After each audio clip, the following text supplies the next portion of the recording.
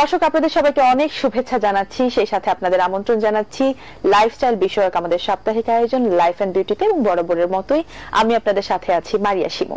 Lifestyle বিষয়ক যেহেতু programme, আমরা কিন্তু মাঝে মাঝে এই লাইফস্টাইলের সাথে যারা রিলেটেড সেই ফ্যাশন ইন্ডাস্ট্রির লোকজন আমাদের সাথে নিয়ে আসি, আমরা তাদের সাথে আড্ডা দিই, তাদের লাইফস্টাইল সম্পর্কে আমরা আপনাদেরকে জানাই, যেহেতু আপনাদের অনেক আগ্রহ আছে সেটি জানার।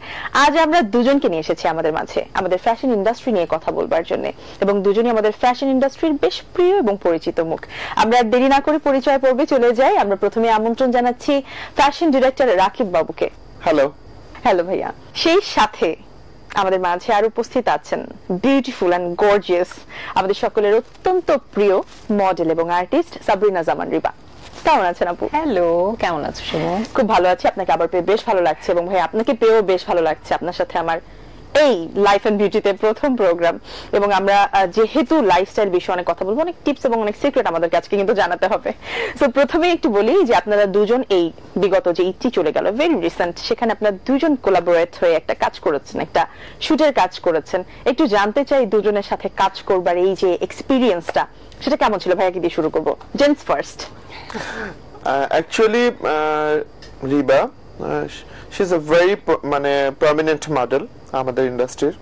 অ্যাকচুয়ালি আমরা তো খুব বেশি ক্যামেরার সামনে থাকি না, এই জন্য হয়তো আমাদেরকে অনেকেই যারা বলে যে আপামর জনসাধারণ, তারা আমাদেরকে খুব একটা চিনে না।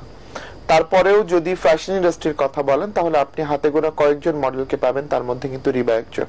অবশ্যই। তো অভিজ্ঞতা শেয়ার করার জন্য বরাবর আমার একটা ইচ্ছা ছিল মনের মধ্যে যে আমি ওনার সাথে কবে কাজ করব। অনেকের সাথে কাজ করেছি, অনেক সিনিয়র মডেলদের সাথে কাজ করেছি এবং প্রমিনেন্ট মডেলদের সাথে কাজ করেছি, কিন্তু রিবার সাথে আমার কাজ হয়নি। তো আমার মনে হচ্ছিল, আমি যখন রিবাকে ফোন করলাম যে আপনি কি আমার সাথে একটা কাজ করবেন এরকম। এর আগেও আমি আরেকটা থ্রোতে একটা কাজ করেছিলাম, বাট ওটা আমরা একই স্ক্রিন শেয়ার করতে পারিনি, কিংবা আমার ডিরেকশনে সে কাজ করেনি এরকম আর কি। তারপরে হচ্ছে যে একটা ফ্যাশন শো দিয়ে শুরু হলো রিবার সাথে। আমি যখন অফার করলাম, সে খুব ছিল যে আমার প্রতি তার একটা আগ্রহ ছিল। ওই আগ্রহ থেকে দেখা গেল যে ফ্যাশন শোটা খুব ভালো হলো। দেন তারপরে শুটের জন্য যখন কল করলাম, এবার ঈদে শুট করার ইচ্ছা ছিল। অ্যাকচুয়ালি আমাদের মনের মধ্যে একটা সবচেয়ে বেশি যে চাহিদাটা থাকে, ক্ষুধাটা যেটা থাকে, সেটা হচ্ছে ফ্যাশন শুট কোনো রিনাউন্ড ব্র্যান্ডের। তো ভিভা ক্রিয়েশন নামের একটা ব্রাইডাল, বাংলাদেশে হয়তো খুব অথেন্টিসিটি ওয়ালা ব্র্যান্ড 2-3টাই আছে, তার মধ্যে ভিভা একটা। তো সেই ব্র্যান্ডের শুটের সুবাদে আবার আমাদের আরেকটা প্ল্যাটফর্ম শেয়ার করা হলো, একসাথে কাজ করা হলো। এবং আমার কাছে মনে হয়েছে যে আমি আমারটা সর্বোচ্চ দেওয়ার চেষ্টা করেছি, এবং রিবাও সর্বোচ্চ দেওয়ার ট্রাই করেছে, বেস্টটা সে করেছে। হ্যাঁ আপু, আপনার কাছ থেকে জানি এক্সপেরিয়েন্স। অ্যাকচুয়ালি ওর সাথে আমার পরিচয়টা না অনেক দেরিতে হয়েছে, এবং যখনই পরিচয়টা হয়েছে আমি সবসময় বললাম যে রাকিব, আপনার সাথে আমার এর আগে কেন কাজ হয় নাই। রাইট।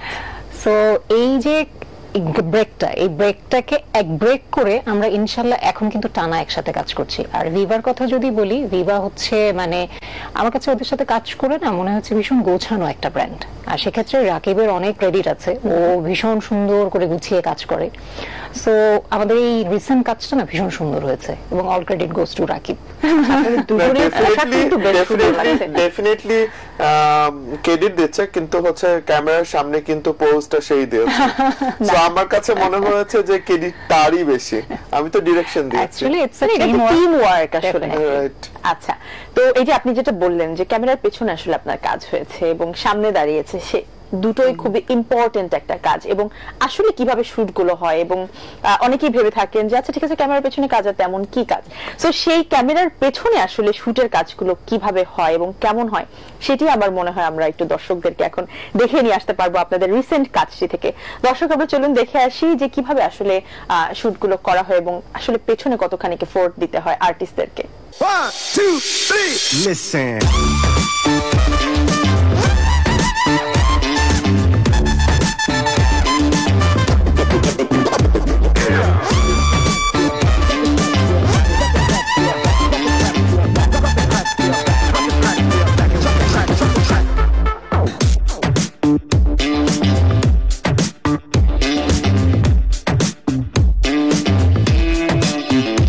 বাহ, বেশ চমৎকার কিছু কাজের আসলে এক্সপিরিয়েন্স বা কিছু মোমেন্টস আমরা দেখিয়ে দিলাম আমাদের দর্শকদেরকে। আমরা দেখলাম বোঝাই যাচ্ছে আপনাদের বেশ আপনারা ফান মোমেন্টে আসলে কাজটা করেছেন। আপু, আপনার কাছে আসতে চাইছি, আপনার 15 বছর পার হয়েছে এই ইন্ডাস্ট্রিতে, আপনাকে অনেক অভিনন্দন। কেমন ছিল আসলে 15 বছর? আলহামদুলিল্লাহ, আই এম ব্লেসড। আসলে যে কোনো জায়গায় আপনি কাজ করতে পারবেন যখন কমফোর্ট জোনটা আপনি পাবেন। সো প্যাশনের জায়গা থেকে এই জায়গাটাতে প্রফেশন হিসেবে আসা, কিভাবে দেখতে দেখতে যে 15 বছর চলে গেল, আসলে পুরো ড্রিমি একটা ফিলিংসে আছি আমি। সো মানে মনেই হয়নি যে 15 বছর হয়ে গেছে। সময় এমন ভাবে আসলে একটা কাজকে যখন খুব এনজয় করে করা হয় বা বেশ ভালোবেসে করা হয়, তখন সেটার সাথে যে সময়গুলো বেশ দ্রুতই চলে যায়। ফ্যাশন ডিরেক্টর হিসেবে কাজ করছেন আপনি। ফ্যাশন ডিরেক্টর আসলে যে কোনো একটা ব্র্যান্ড শুট অথবা যে কোনো একটা কাজের, মডেলিং এর কাজের ক্ষেত্রে কতখানি গুরুত্বপূর্ণ ভূমিকা রাখে সেটা বোধহয় যারা আসলে এই ইন্ডাস্ট্রিতে কাজ করে না তারা বুঝবেন না। তো এই যে ফ্যাশন ডিরেক্টর হিসেবে কাজ করার যে এক্সপিরিয়েন্সটা, সেটা আসলে কেমন, এবং আপনি কি মোটামুটি স্যাটিসফাইড কিনা আপনার কাজ নিয়ে? না, আমার কাছে মনে হয় যে আমার এক্সপ্লোর করার জায়গা আরো হতে পারতো বা আরো হবে, সামনে হবে।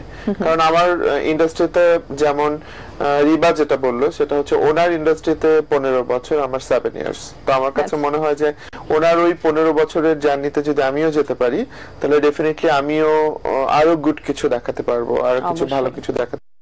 যেটা আপনি বলেছেন ডিরেক্টর সবসময় তো ক্যামেরার পিছনেই থাকে, এবং এটা আপনি যদি ফিল্ম বলেন সেখানেও একজন ডিরেক্টর আছে। আপনি যদি যদি মডেলিং এর সেক্টরে কিন্তু আরো 2-3টা সেক্টর আছে এখানে, বিশেষ করে ভিজুয়াল, ফ্যাশন, দুইটা সেক্টর যদি আপনি ভাগ করেন, এখানে বোথ সাইডে কিন্তু ডিরেক্টররা কাজ করে। তো ডিরেক্টর, ফ্যাশন ডিরেক্টর এবং ডিরেক্টর আমাদের কাজের মধ্যে একটু তফাৎ আছে, বাট আমরা ক্যামেরার পিছনেই কাজ করি এবং আমরা ক্যামেরার পিছনে থেকে মডেলদেরকে প্রপার গাইডেন্স দিতে আমার মনে হয় কিছুটা হেল্প করি। তো লাইক যারা প্রমিনেন্ট তাদের খুব বেশি মনে হয় যে গাইড করতে হয় না, এবং তাদের ক্ষেত্রে দেখা গেল যে আমাদের চোখের ভাষাও তারা বুঝে যায় যে আমি কি চাচ্ছি, এক্সপেরিয়েন্স। তো ওই গ্রুমিং এর যে জার্নিটা, এটা যদি প্রথম থেকে থাকে যে একটা মডেল গ্রুমিং করে ইন্ডাস্ট্রিতে পা দিল, তো সেই ক্ষেত্রে আমার কাছে মনে হয় যে তার জার্নি ইজি হয়ে যায়। যারা আসলে ক্যামেরার সামনে কাজ করে তার থেকে আমাদের এই ইন্ডাস্ট্রিতে, আমি ওভারঅল বলছি, যারা ক্যামেরার পেছনে কাজ করে তারা কিন্তু আসলে ইন্ডাস্ট্রির সম্পর্কে ধারণা বেশি রাখে যে আসলে কেমন চলছে। সো আপনার কাছে জানতে চাই আমাদের ফ্যাশন ইন্ডাস্ট্রি আসলে এখন কেমন চলছে, আপনার কাছে কি মনে হয়? আমার কাছে মনে হয় যে সবকিছুরই একটা চড়াই উতরাই আছে। বাংলায় একটা কথা আছে না যে চড়াই উতরাই। তো রাইট মোমেন্টটা হচ্ছে যে আমাদের একটু চড়াই উতরাই টাইমটা পার হচ্ছে, লাইক সবকিছু মিলে দেশের ইকোনমিক যে ব্যাপারটা সেটার সাথে ফ্যাশন ইন্ডাস্ট্রি খুব বেশি জড়িত। তো ওই জায়গা থেকে আমার মনে হয়েছে যে রাইট মোমেন্টটা একটু চড়াই উতরাই চলছে। দেখা যাক যে ইকোনমিক্যাল যে ব্যাপারটা আছে এটা থেকে হয়তো বের হলে ব্র্যান্ডগুলো ঘুরে দাঁড়াবে। অবশ্যই সেই সাথে আমাদের ইন্ডাস্ট্রিও ঘুরে দাঁড়াবে। যেহেতু ফ্যাশন ইন্ডাস্ট্রিটা, মডেলিং ইন্ডাস্ট্রিটা সবথেকে ফিটেস্ট আমাদের মিডিয়া ইন্ডাস্ট্রির মধ্যে, সো আমারও মনে হয় যে তাদের কাছ থেকে কিছু গুরুত্বপূর্ণ টিপস পাওয়া যায়। তো আপনার কাছে জানতে চাই যে আপনার ফিট থাকার এবং সুন্দর থাকার রহস্য কি কি, একটা দুটো আমাদের সাথে শেয়ার করতে হবে। উল্টো কোশ্চেন আছে, সেটা হচ্ছে যে আপনার কি মনে হচ্ছে যে আমি ফিট? আমার আপনাকে দেখে মোটেও আনফিট মনে হচ্ছে না, আমি আপনাকে ইন্সপায়ার করছি। থ্যাংক ইউ, বাট আমি কখনোই মডেলিং স্টার্ট করতে চাই না, কারণ ওই জায়গাটা মানে ওই জায়গাতে অনেক বেশি গুরুত্বপূর্ণ একটা পজিশন, মানুষ বোঝে না। বাট ওই জায়গাটা করতে এবং ওই জায়গায় কাজ করতে প্যাশন শুধু না, আমার কাছে আমার মনে হয় যে ডেডিকেশন খুব দরকার। ওই ডেডিকেশনটা আমার নাই। সেকেন্ড হচ্ছে যেটা, সেটা হচ্ছে যে আমি আমার কাছে মনে হয় যে আমি ডিরেকশনে আরো বেস্ট করতে চাই। মানে আপনি যে কাজটা করছেন সেটা আপনি প্রপারলি করবেন। হ্যাঁ, তো আমার মনে হয় যে আমার মডেলরা আমার সাথে যে আছে সেও বলতে পারবে যে লাইক হচ্ছে আমার কাছে মনে হয় যে ডিরেকশনটাই মনে হয় আমার দেওয়া উচিত, লাইক ওই জায়গাতে ভালো করতে চাই। এটা গেল এক। আর সেকেন্ড যেটা আপনি বলছিলেন টিপস, দর্শকদের জন্য টিপস যেটা, সেটা হচ্ছে যে লাইক যারা নিবে তাদের জন্য আমার কাছে মনে হয় যে ফিট থাকার জন্য খাওয়া দাওয়া এবং ঘুম খুব জরুরি। আপনার ফুড হ্যাবিট এবং আপনার ঘুম আমার কাছে মনে হয় যে স্ট্রেস ফ্রি থাকাটা খুব জরুরি। আচ্ছা, স্ট্রেস ফ্রি থাকা নিয়ে এখন আমি প্রশ্ন আপনার কাছ থেকে পরে জানবো সিক্রেট, আগে জানতে চাই যে স্ট্রেস ফ্রি থাকার একটা কথা বললে, এবং এটা কিন্তু সবাই আসলে বলে যে ভালো থাকতে হলে সবার আগে আমাদের ইনার বিউটি যেটা, সেটাকে এনহ্যান্স করতে হলে আমাদেরকে কি করতে হবে? আমাদেরকে স্ট্রেস ফ্রি থাকতে হবে, ঘুমাতে হবে, ভালো খেতে হবে। আচ্ছা, স্ট্রেস ফ্রি থাকা কি আসলে সম্ভব দৈনন্দিন জীবন এবং কাজের মধ্যে? অ্যাকচুয়ালি স্ট্রেস তো পার্ট অফ আওয়ার লাইফ, এটা থাকবে, এটা যতই আমরা ডিনাই করি না কেন, বাট এটা সবারই আছে, কম বেশি আছে। গুরুত্ব এবং ইম্পর্টেন্ট কম দেওয়া, এইটাকে আমাদেরকে এক্সাইট করতে হবে যে আমি যদি স্ট্রেসকে এত প্রায়োরিটি দিয়ে দেই তাহলে আমাদের লাইফ কিন্তু একদম স্টাক হয়ে যাবে। এবং এটা না, এই ফিলিংসটা শুনে আমার কাছে মনে হয় যে হঠাৎ করে নিজের ভিতরে চলে আসে যে না, আমাদেরকে কেউ বুঝিয়ে, আমরা যতই ডক্টরের সাথে কনসাল্ট করি, আমাদের আপনজনের সাথে কনসাল্ট করি, তারপর আমার কাছে মনে হয় যে নিজের এই রিয়েলাইজেশনটা যে না, আমাকে ফোকাস হতে হবে, স্ট্রেস তো থাকবেই, এটাকে এক্সাইট করে যদি আমরা নিজের লাইফ সম্পর্কে আরো সিরিয়াস হই, আরো বেটার কিছু করতে পারি, সেই জায়গাটা একদম এই ফাইটের মেন্টালিটিটা নিজেকেই কিন্তু আনতে হবে, কেউ আপনাকে এসে হেল্প করবে না, নো ওয়ান্স। সবচেয়ে জরুরি যেটা, সেটা হচ্ছে যে আপনি প্রপার ঘুমাবেন, প্রপার পানি খাবেন, লাইক ফুড হ্যাবিট আমাদের, যেমন আমরা বাঙালি তো আমরা খুব স্পাইসি খাবার খেতে পছন্দ করি, ভাত খেতে পছন্দ করি, যদি আমিও ভাত খেতে পছন্দ করি। যেমন আমাকে একটা সবাই প্রশ্ন করে, রিবা তুমি কি ভাত খাও? হ্যাঁ, আমি বলছিলাম আপনাকে লাস্ট টাইম, আমি লিটারালি 2 বেলাই ভাত খাই, কিন্তু ব্যাপারটা কি, এটা পরিমিত ডায়েট। আমি কোনো সময় কাউকে বলি না যে হ্যাঁ স্ট্রিক্ট ডায়েট করলেই কিন্তু আসলে সুস্থ থাকা যায়। আমার কাছে মনে হয় এক একজনের বডি প্যাটার্ন ডিফারেন্ট, এক একজনের হচ্ছে ফুড হ্যাবিট ডিফারেন্ট, বাট আমরা একটু পরিমিত থাকি এবং প্রপার একটা লাইফস্টাইল মেনটেন করতে পারলে কিন্তু হেলথের উপরে কিন্তু একটা সুন্দর এফেক্ট আসে। সো আমি তো পার্সোনালি এটাই মানে মেইনটেইন করি এবং আমার সারাউন্ডিং সবাইকে আসলে আমি ওটাই বলি যে লাইফস্টাইল ভেরি ইম্পর্টেন্ট। যদি আপনি মডেলিং কিংবা ফ্যাশন ইন্ডাস্ট্রিতে কাজ করতে চান, তাহলে আমার কাছে মনে হয় যে আপনি সুগারটাকে বাদ দিয়ে দেন লাইফ থেকে। সুগারটাকে কঠিন সিদ্ধান্ত আমার মনে হয় সবার জন্য। এখন দর্শকরা শুনে বলবে এগুলো তো মেইনটেইন করতে পারবে না, বলবে যে ওনারা মডেল, ওনারাই করে মেইনটেইন, আমাদের এটা মেইনটেইন করা যারা প্রয়োজন আসতে নেই। চাচ্ছে, ফ্যাশন ইন্ডাস্ট্রিতে আসতে চাচ্ছে, তাদের ক্ষেত্রে এটা ডেফিনেটলি মেইনটেইন করে আসতে হবে। ফ্যাশন ইন্ডাস্ট্রির সবচেয়ে গুড ক্রাইটেরিয়া যেটা, মানে আমি যেটা মনে করি সেটা হচ্ছে যে এখন আপনি ফ্যাশনের অনেক পার্ট হয়েছে, আপনি আপনার লাইফটাকে এক্সপ্লোর করার জন্য হলেও ট্রাই করে দেখতে পারেন। গ্রুমিং করে ইন্ডাস্ট্রিতে আসেন, ওয়েলকাম। ভাত আপনি অবশ্যই খান, 2 বেলা, হয়তো বা পরিমিত পরিমাণে খান। এছাড়া আর এমন কোনো কিছু যেটা এছাড়া সিক্রেট বলতে রাকিব অলরেডি বলেই দিয়েছে যে ঘুমটা খুব ইম্পর্টেন্ট। মানে যত যাই হোক না কেন তোমাকে 6 to 8 আওয়ার্স আসলে ঘুমাতে হবে, যদি আমাদের কম বেশি হয় না, ঘুমটা টানা হয় না, তারপরও ট্রাই করি, ঘুমানোর ট্রাই করি। এবং লাইফস্টাইল যেটা, মানে সকালে একদম, মানে আমি প্রতিদিন ঘুম থেকে উঠে চিন্তা করি যে আজকের দিনটা আমি কিভাবে প্রোডাক্টিভ করব।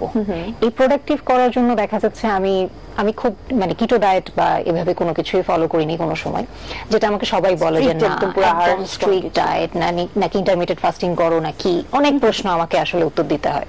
বাট আমার ক্ষেত্রে ওরকম কিছুই না, আমি জাস্ট যা খাই, আমি হচ্ছে বেশি খাই না, আমি খুব পরিমিত খাই। এবং এমনও আমাকে রাকিব যেটা বলছিল যে সুগার, আমি কিন্তু সুগার খাই, আমি সুগার খাই, কিন্তু আমার ক্ষেত্রে হচ্ছে না এই যে ট্রিকটা, এটা আমার নিজস্ব বানানো, আমি সবকিছু পরিমিত।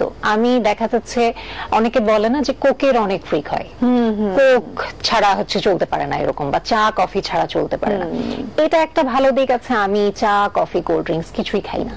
আচ্ছা, এটা কি মডেল হওয়ার আগে একদম আগে থেকেই, মানে হয় না যে একটু জাঙ্ক ফুড যদি একটু খাওয়া হলো তখন ওটার সাথে, বাট এমনিতে মানে যে চা দাও বা কফি দাও, বরং কাজে গেলে তখন মজা লাগে, তখন মনে হয় যে আচ্ছা ঠিক আছে একটা রং চা খেয়ে দেখি। তো দেখা যাচ্ছে ওটাতেও হচ্ছে একটু জিরো সুগার দিয়ে অনেক কিছু অপশন চলে আসছে। আমরা যদি একটা কোল্ড ড্রিঙ্কসও খাই, আমরা জিরো খেতে পারি। সো এই যে ব্যাপারগুলো আছে না, ছোট ছোট জিনিসগুলো, এইটা আমি অনেক মানে কেয়ারফুল থাকি। মানে আচ্ছা খেতে ইচ্ছা করছে, বাট ওটা একটু দেখি না যেটা হেলদি, ওইভাবে করে খাই। আর এমনি তো ফ্রি হ্যান্ড এক্সারসাইজ আছেই।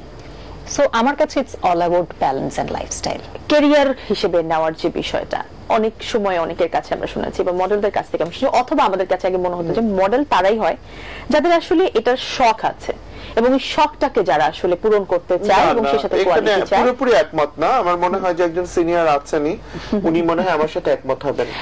আপনি বলছেন যে ক্যারিয়ার হিসেবে আসলে মডেল এখন নেওয়া যায়, ডেফিনেটলি ক্যারিয়ার হিসেবে নিতে পারেন, এবং উনি ওনার ক্যারিয়ার তৈরি করেছে ফ্যাশন মডেলিং। রিবাকে বলা হয় যে বাংলাদেশের টপ ফ্যাশন মডেলদের একজন, এটা কি তার পরিচয় না আপনার মনে হচ্ছে?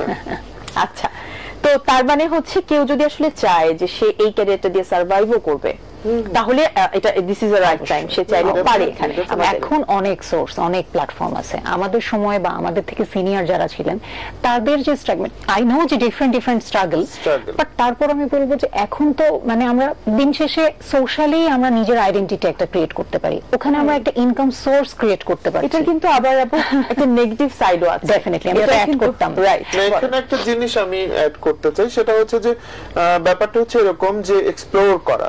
যেমন রিবা একটা সময় ফ্যাশন মডেল ছিলেন, র্যাম্পের মডেল ছিলেন এবং ফটোশুটের মডেল ছিলেন। এখন ওনার মনে হচ্ছে যে আমি যদি আরেকটু কিছু করতে চাই, কারণ ওনার কিন্তু ইন্ডাস্ট্রি সম্পর্কে ওনার অনেক বড় ধারণা তৈরি হয়ে গেছে এবং উনি চাইলে যে কোনো ডিরেক্টরের সাথে কাজ করতে পারে, কারণ সব ডিরেক্টর ওনাকে চেনে। ওই যে এক্সপ্লোর করার ক্ষমতা, এক্সপ্লোর তৈরি করেছেন উনি নিজেকে করার জন্য, তো ডেফিনেটলি আমার মনে হয় যে উনি করতে পারেন। তো অবহেলিত ব্যাপারটা তখন আসে যে আপনি আমাদেরকে ইউটিলাইজ করতে পারছেন, এটা আপনার ব্যর্থতা, আমাদের না। আমরা কিন্তু আমাদের জায়গায় 100% দিয়ে যাচ্ছি। হ্যাঁ, আমাদের সিনিয়ররা দিয়েছে, আমরা দিচ্ছি। এবং আমার কাছে মনে হয় যে এই ইন্ডাস্ট্রিকে তুলে ধরবেন কি না ধরবেন, এটা মিডিয়ার যারা লাইক হচ্ছে টেলিকাস্ট করছে কিংবা লাইক যারা মানে আমাদেরকে তুলে ধরছে, এটা তাদের ব্যর্থতা, আমাদের না। আচ্ছা, আমরা কিন্তু সেদিক দিয়ে ব্যর্থ না, কারণ আমরা কিন্তু করছি লাইফস্টাইল। ডেফিনেটলি এটিএন বাংলার প্রতি আমাদের একটা খুব বড় কৃতজ্ঞতা যে লাইক তারা ফ্যাশনের মানুষদেরকে সব সময় তুলে ধরে, এবং শুরু থেকে একদম শুরু থেকে। হুট করে আমি আসলাম, আমি অনলাইনে কিছু একটা করলাম, আমার একটা এপিয়ারেন্স হলো যে কোনো ভাবে, তারপরে আমি নিজেকে এস্টাবলিশ করে ফেললাম যে আমি একজন মডেল, এবং দেখা গেল যে ভিউজ এর উপর কাউন্ট করে তাকে হয়তো বা কাজও অনেক ক্ষেত্রে দিচ্ছে। তো সেক্ষেত্রে কি আপনার কিছু মনে হয় না যে কোয়ালিটিটা একটু ডিফার করে? ডেফিনেটলি মানে কোয়ালিটি ওই জায়গায় অ্যাকচুয়ালি কোয়ালিটি কাজ করে না। বেসিক্যালি যেটা কাজ করে সেটা হচ্ছে যে এখন ইনফ্লুয়েন্সারের যে টাইমটা যাচ্ছে, ওটাকে মার্কেটিং এর ক্ষেত্রে আমরা তাদেরকে একটা শুটের জন্যই কিন্তু কাজে লাগাই। আমরা তাদের কাছে যাই না সচরাচর। ব্র্যান্ড যদি চায় তো সেই ক্ষেত্রে ওটাও ডিপেন্ডস কোন একটা লিমিট ক্যাম্পেইনের জন্য। সারা বছরের ক্যাম্পেইন কিন্তু রিবাই করবে, সেই কিন্তু কর্পোরেট সেলিব্রিটি, কর্পোরেট মডেল, দেন আমরা তার কাছেই যাব। দিন শেষে আমরা দিন শেষে রাজ কিংবা রিবার কাছে যাব, লিয়ানার কাছে যাব, মাইশার কাছে যাব, ওই টাইপের মডেলের কাছে কিন্তু যাব, তাদেরকে নিয়ে আপনার কাজ করতে। হ্যাঁ, এবং আপনি দেখেন ব্র্যান্ডগুলোও কিন্তু দিন শেষে একজন ফ্যাশন ডিরেক্টরের কাছেই যাবে। ব্র্যান্ডগুলোর কথা আমি বলছি, খুঁজে বের করবে আজরা কোথায় আছেন, হচ্ছে যে গৌতম সাহা স্টুডেন্ট কোথায় আছেন, দেন হয়তো শেষে রাকিব বাবুর নামও আসতে পারে, কোথায় আছেন আমাদের যারা আসলে তাদের কাজ দিয়ে কোয়ালিটিটাকে এস্টাবলিশ করছে। অ্যাকচুয়ালি দিন শেষে আমাদের কি থাকে? দিন শেষে কিন্তু কাজটাই থাকে। কাজই কিন্তু হচ্ছে কি আপনাকে আইডেন্টিফাই করে দেবে যে who you are actually. Exactly. আমার কাছে খুব লাকি লাগে যে আমি বাংলাদেশের সব টপ মডেলদের সাথে কাজ করেছি এবং সিনিয়র অনেক মডেলদের সাথে কাজ করেছি এবং জুনিয়রদের সাথে কাজ করছি। তো লাইক আমার কাছে মনে হয় যে এক্সপ্লোর করার জায়গাটা আমার কাছে মনে হয়েছে যে আরো বিগ হয়ে গেছে। এখন সবার সাথে কাজ করতে দিন শেষে এখন এমন একটা আমরা স্টেজে আছি, আমাদের কিন্তু এখন সবার সাথে মিলে কাজ করতে হবে। অবশ্যই। আর ইদার তুমি কাজ করো, ইদার না হয় হচ্ছে কাজ সবার সাথে করো, মানে ব্যাপারটা এরকম, নো আদার অপশন। আর যেহেতু আমাদের এই পেশাগুলোতে, আমি রাকিবের কথা বলবো, আমার কথা বলবো, আমরা এখানে কিন্তু প্যাশনের থেকে এই জায়গাটাতে ক্যারিয়ার বিল্ড করছি। সো এই জায়গাটাতে আপনি ডে 1 থেকে শুরু করে আজকে এই পর্যন্ত কত নতুন মানুষ, নতুন কোম্পানি, নতুন আমরা টিম হচ্ছে, প্রতি মুহূর্তে নতুন মানে নতুন সবকিছু এক্সপেরিয়েন্স গুলো আমরা এক্সপ্লোর করছি। সো আমি সবসময় পার্সোনালি নতুনদেরকে অনেক ওয়েলকাম করি এবং ওদের আমি নেগেটিভটা না যাই, নেগেটিভটা না, এখানে সব জায়গাতেই নেগেটিভিটি আছে। কারণ এই যে আপনি বললেন যে ভিউ এর ব্যাপারটা বা হচ্ছে এখন আমাদেরকে জাজ করা হয় কিছু কারণ আমাদের সময়কার তো এই ব্যাপার আমার মনে হয় যে আপনার চেয়ে বেশি জাজ করা হয় আমাদেরকে ফ্যাশন ডিরেক্টরদেরকে। কারণ আপনি 4-5টা ফ্যাশন ডিরেক্টর ইন্ডাস্ট্রিতে পাবেন যারা কাজ করছেন এবং তারা আদৌ ফ্যাশন ডিরেক্টর, কিন্তু আমাদের যাদের সাথে কম্পেয়ার করা হয় কিংবা একটা মানে তুলনা করা হয় ব্যালেন্সিং এ, আসলে তাদের কাজ এবং আমাদের কাজ এক প্ল্যাটফর্ম না। ওই জায়গায় আমরা একটু এম্বারেসড হই। সোশ্যাল তো জাস্ট একটা প্ল্যাটফর্ম, এখন হয় সোশ্যাল বেস করে অনেকে আসলে ক্যারিয়ার এস্টাবলিশ করছে, বাট দিন শেষে কিন্তু কোয়ালিটি ম্যাটার করে। অবশ্যই কোয়ালিটি থেকে যায়, কোয়ালিটি ম্যাটার করবে, এক্সপেরিয়েন্স ম্যাটার করবে। আমি কিন্তু বলেছি আপনাকে যে একটা ফ্যাশন ব্র্যান্ড কিন্তু একটা নির্দিষ্ট ক্যাম্পেইনের জন্য ওই ইনফ্লুয়েন্সারকে খুঁজবে, লং টাইমে যাবে না, কিন্তু সারা বছরের জন্য কিন্তু রাজডি বা লিয়ানা ওরাই কাজ করবে যারা ফ্যাশন মডেল। মাইশা ওরাই কিন্তু কাজ করবে দিন শেষে, তাই না? এরকমই তো। এবং যারা আসলে নিজেদের কোয়ালিটি প্রুফ করে যেতে পারবে। এবং যেহেতু আমরা বলছিলাম যে মডেল হতে চাইলে আসলে কি করণীয়, তার জন্য আপনি যেটা বলছিলেন যে ডেডিকেশন এন্ড প্যাশনটা অনেক বেশি ইম্পর্টেন্ট এই ক্ষেত্রে, যদি কেউ আসলে ভালো মডেল হতে চায় এবং টিকে যেতে চায় ইন্ডাস্ট্রিতে। আরেকটা বিষয় আছে না, যে আসতে কিন্তু অনেকেই পারে।